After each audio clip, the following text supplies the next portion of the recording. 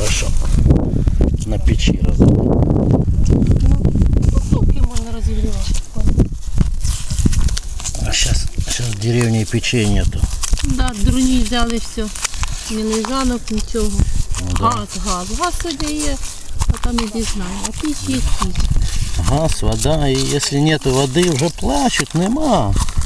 А я помню, таскал ведрами с колодца зимой. О, Давайте тут кульок не донесуть. снизу Давай. возьмешь. Да. Испортили пейзаж. А води треба набрати, теж поставити. Зачем тебе вода, если соль у тебя есть? Нічого, вода теж треба. Зачем?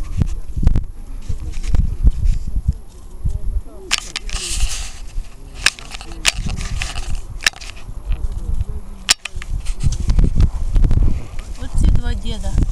Так обсуждають все.